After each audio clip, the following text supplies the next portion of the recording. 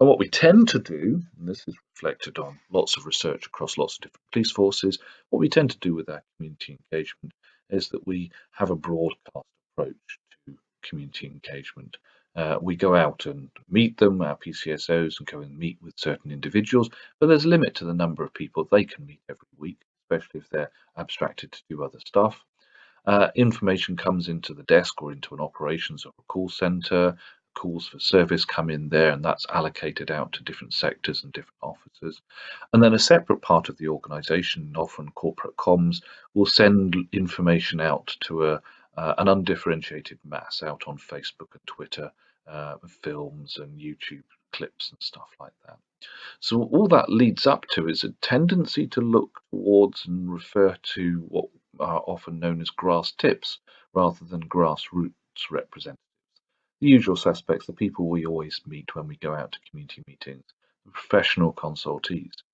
And what we want to try and do when we're doing intensive engagement is go beyond the grass tips. We want to get down into the grassroots and get to the people whose voice is often not heard, whose actions are often unseen, and are not always clearly and properly represented by community representatives.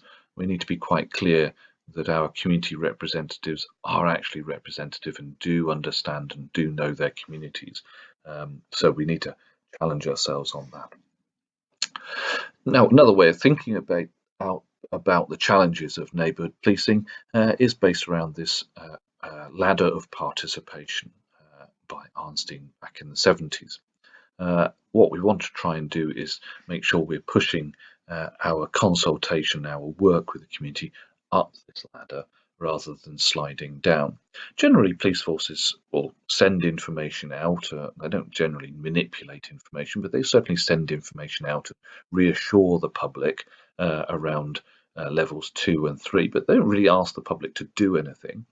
And then they might decide that they want to do something.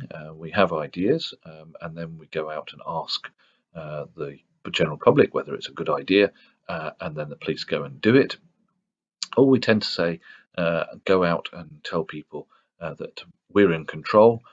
You've told us what we should do, and we've implemented it. The "you said we did" type cycle, but the police still mostly doing all the hard work.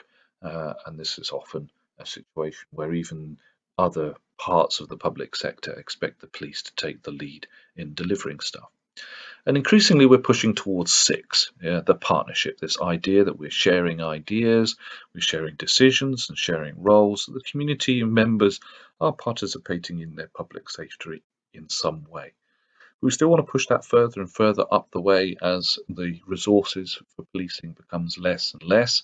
We want to make sure that more people are acting, more public are acting as the police, and a little less police involved. And that's often where we delegate power. That's in the citizens and policing world, for example, where we have uniformed and non-uniformed officers and staff who are part of public safety events and activities who are not warranted police officers. So we're delegating power to various parts of the community.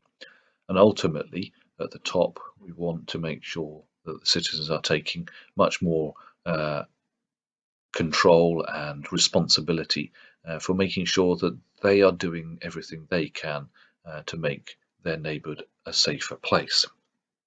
Now, as police officers, we have the ability to make people do stuff. We can force change, but when we work in communities, we don't always want to use our statutory powers. We want to motivate people to behave in a certain way.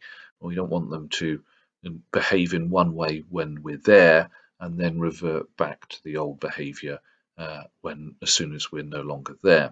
And motivating change is quite a difficult discipline, quite a tough discipline, so much so that the government, last government, created the nudge unit, which has become a social enterprise, really to understand the science of this.